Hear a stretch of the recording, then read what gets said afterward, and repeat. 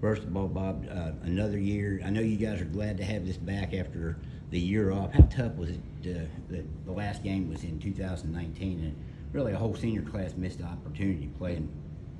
The good news is what we did with the class that missed, we went ahead and bought the jerseys and gave them their jerseys. The state police bought them a practice jersey, gave them their practice jersey, so we didn't let that class go unnoticed.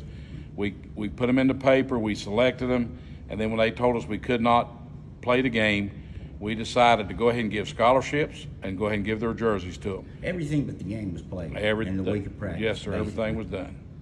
How excited are you to have it back, though, and have the whole weekend experience for these guys again? Well, it's just like going to movies last night. The kids were laughing and having popcorn and said, man, what a great event, what a great time. They're bonding. They're trading stickers for their helmets.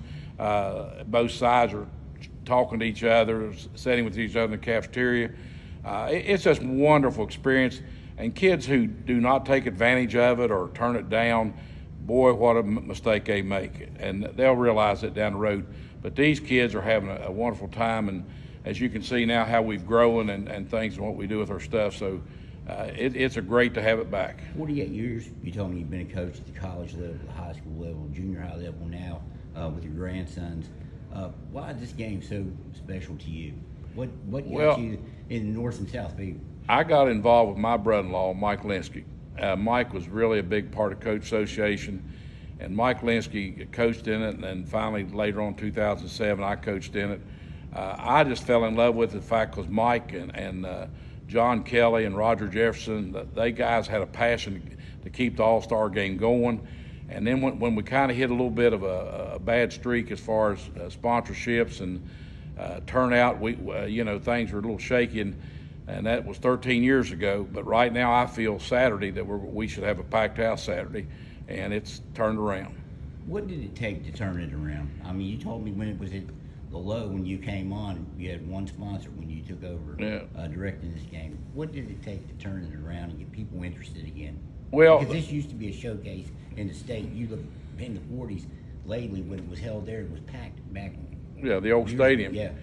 Well, I look back. I went and talked to a marketing class at University of Charleston, and their professor, and they helped me a little bit because I wanted to know some things that I didn't know about marketing, and being a coach and a teacher, I was not a marketing person, so I got some advice there. But the real big turnaround, Charlie Maynard and I, our executive director, treasurer of our West Virginia Schools Athletic Coach Association, Charlie and I, Charlie gave me permission to get an appointment set up with WCHS, and Harold Cooper was then there, and Harold got interested in it and said, I will get this game on TV. And we went over there and met with Harold Cooper and WCHS, St. Clair Broadcasting, who owns them. And, buddy, they jumped on board, and that was really the catapult to getting our name out there again. And if you look on TV the last 3 or 4 weeks, you got our name all over the TV. Fred Persinger and those guys at Metro News, radio and all that, West Virginia Broadcasting, they jumped on board and started advertising for us.